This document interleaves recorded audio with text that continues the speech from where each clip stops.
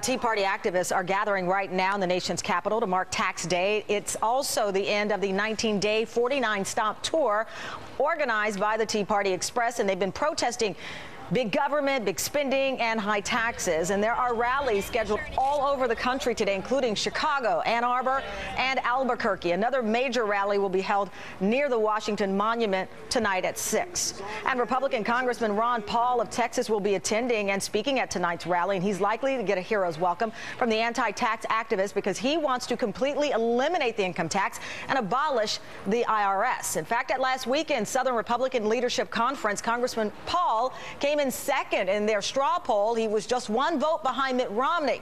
With me now, Republican Congressman Ron Paul of Texas. Congressman Paul, great to have you on. Thanks so much. Thank you. Good to be with you. So let me ask you, what do you think of these huge rallies again today, Tax Day? You're going to speak to the folks there. What do you plan to tell them tonight?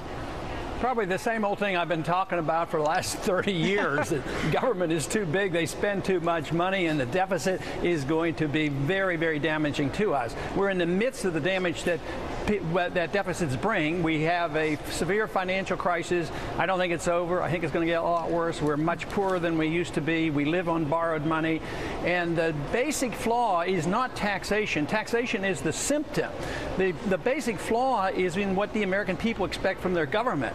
As long as the American people condone and encourage a government that's supposed to take care of them from cradle to grave, and as long as they condone a government that they think should police the world and have troops in 135 countries and have 700 bases, no, you can't do anything about balancing a budget. You can't do anything about cutting taxes, because if you cut income tax and cut taxes, right, and you still spend, you still borrow, and then you still print money, and inflation is a tax because they literally destroy the value of money, and that is a tax as well. Congressman, you bring up the income tax, certainly, and you have supporters that are tried and true behind you. But in this new poll, the New York Times CBS poll, they asked Tea Party activists whether the income tax they pay is fair.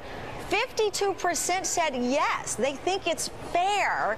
42% say no. What do you make of the 52% who say they're getting a fair shake, but they have these signs out saying tyranny and other things? I don't know. I don't know the accuracy of a poll like that. Right. All I would say is 42% of the American people, they're sick and tired of it. Our numbers are growing. It used to be 10% of us thought it was bad.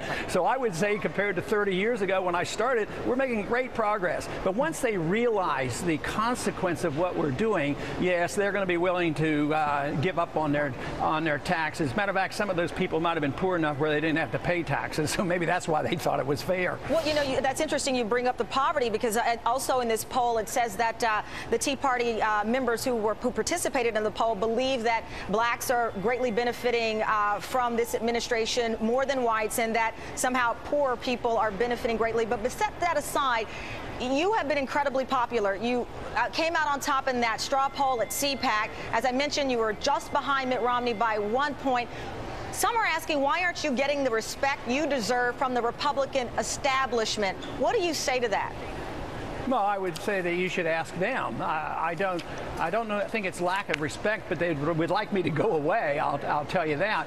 And I think it's because I point out a consistent argument for limited government. Republicans are known for preaching limited government and individual liberty, but I really maintain that, and I vote that way. So I want limited government when it comes to our freedoms and our privacy and our personal lives, but I want limited government when it comes to worldwide affairs. I just don't believe that you have to have an empire and be a conservative. I think that's not being conservative, and it goes to prove that whether you have Republicans or Democrats, this administration isn't rejecting the notion that we should be around the world and expanding war. I mean, they're increasing the troops and all in Afghanistan. So I think this embarrasses the leadership because they preach one thing and they want to get their votes and say, we are the party of limited government and balanced budgets. But they lost a lot of credibility. The Republicans had a chance, and I think nobody likes to be pointing, have a finger pointing and say, hey, why don't you live up to your promises? But that's why the people are frustrated, and I think that's why there's a lot of people, especially the young people, who like the message I've been delivering. Well, Congressman Ron Paul, it's always a great pleasure having you on, and I should also point out your son Rand Paul is doing very well yes, in Kentucky as well. The numbers show really good for him. Thank you very much. I greatly appreciate having you on. Thank you. Thank you. And breaking news.